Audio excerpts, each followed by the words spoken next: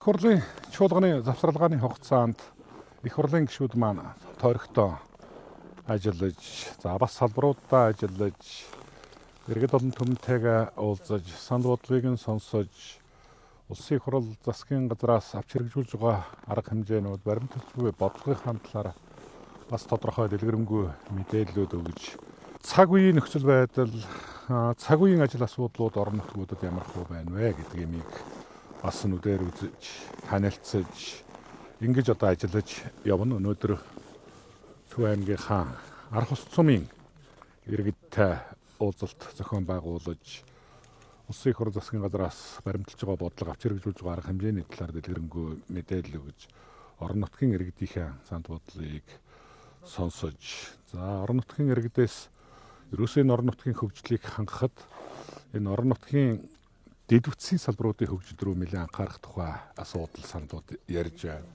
Орон нутгийн удирдлагууд маань мөн тийм одоо ажил саналуудыг ярьж байгаа. Ер нь бол орон нутгийн иргэдийн нийтлэг эрх ашиг, хүсэл тэмүүллийн илэрхийлэл бол орон нутгийн удирдлагуудаараа нь дамжиж төрийн захиргааны төв хийгээд энэ төрийн байгууллагуудад хүрч байдаг. Тэгээд энэ үнийг бид нэлээд хугацтай судалж, анхаарч, шийдвэрлэх арга хэмжээнүүдийг авч байж, хот хөдөөгийн тэгш хөгжлийн тухай асуудал яригдах.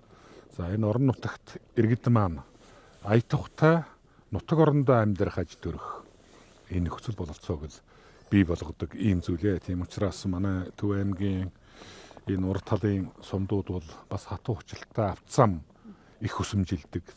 Энэ дээр тодорхой бас зураг төсөв тезүү боловсрогдсон. Энэ үнийг эх он жилүүдийн төсөв юмнуудад одоо бас тусгаж шийдвэрлэх тухай асуудлууд, зарим нийгмийн салбарын байгууллагуудын барилга байгууламжууд үнэхээр энэ цаг үеийнхээ хэрэгцээ шаардлагыг хангахгүй байгаа. Бас насжилт ихтэй.